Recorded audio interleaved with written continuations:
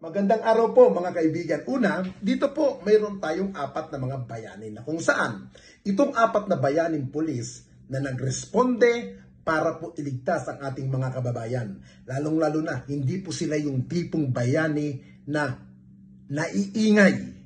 Pero sa simpleng kanilang gawa, sa simpleng kanilang paglilingkod sa ating mga kababayan, pagpapatunay lamang na ang ating mga kapulisan ay hindi lamang isang pulis na nagre-responde laban sa kriminal, bagkus nagre-response po sila na tumutugon sa mga kababayan natin na nangangailangan ng pagkalinga at pagtugon sa oras ng kagipitan. Kaya po mga kababayan, ilang beses ko pong sinasabi, may mga pulis tayo na handang tumulong, handang magserbisyo, at higit sa lahat, handa po sila ialay ang kanilang buhay para sa bawat Pilipino. Hindi lahat ng bayani ay naghihintay ng malaking pagkakataon. Madalas ang kanilang kabayanihan ay nakikita sa mga simpleng sandali ng pangangailangan.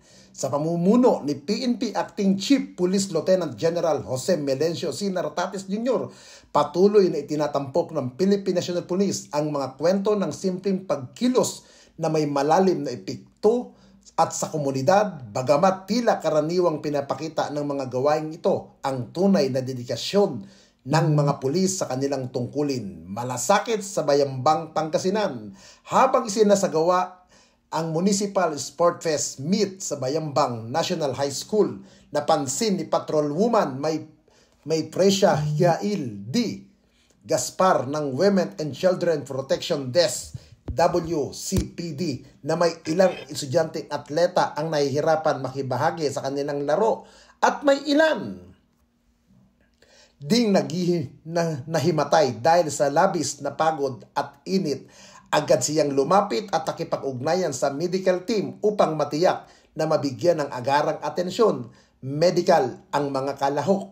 Ipinakita ang kanyang agarang pagtungod sa malasakit at pagiging maingat na hindi lamang pagpuprotekta sa kababataan, kundi nagpapakalakas din ng tiwala sa komunidad. Agarang tulong sa Kalumpit, Bulacan, sa Barangay Gatbuka, Kalumpit, Bulacan, habang nagpapatrolya sina Police CPL Aljon Deticio at Patrolman Jake Bryan Dais. Nakirinig sila ng mga sigaw ng saklolo mula sa mga residente na tagpuan nila ang isang nakakatandang lalaki na madulas at nagtamo ng matinding sugat sa ulo. Agad nilang isinagawa ang paunang lunas at dinala ang biktima sa pinakamalapit na ospital at mabilis na may angat nila patungon sa tunay na dedikasyon sa buhay ng bawat namamayan. Malasakit sa kalsada sa Taal, Batangas noong November 15, 2025 bandang alas 4 ng hapon, mabilis na rumisponde si Police Master Sergeant Gwen E. Solis, isang registered nurse ng Batangas Provincial Forensics Unit, nang masaksiyan niya ang aksidente sa motorsiklo sa Taal Bypass Road sa Taal, Batangas habang siya ay naglalakbay sa National Highway, at agad niyang nagbigay ng kailangan tulong sa mga biktima. Ang kanyang agarang pagtungod ay nagpapamalas ng malasakit na higit pa sa karaniwang tungkulin at pinapatibay ang pagkakaisa ng PNP at komunidad.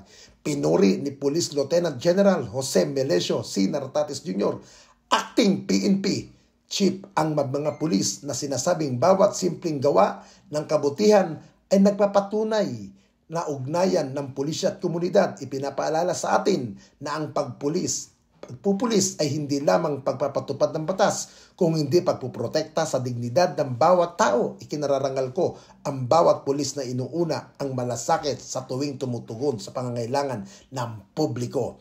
Ang mga ganitong kwento ng mabilis na aksyon at malasakit ay sumasailalim sa patunay na pagsulong ng PNP Force Agenda na naglalayong gawin mas tumutugon, maaasahan, nakaugat sa komunidad ang serbisyong pulis at prioridad na acting community support, at malinaw na nahayag ang mga pulis na hindang tumulong sa oras ng pangangailangan.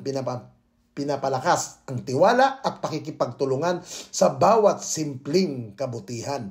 Ang PNP ay muling pinapatunayan na ang tunay na serbisyo ay hindi lamang nasusukat sa malalaking operasyon, kundi pati na rin sa mga simpleng pagkilos na nagdadala ang pag-asa at tiwala sa mamamayan. Patuloy na nanatili ang tapat ang Philippine National Police sa pangako nitong bagong PNP para sa bagong serbisyo, mabilis, tapat at nararamdaman.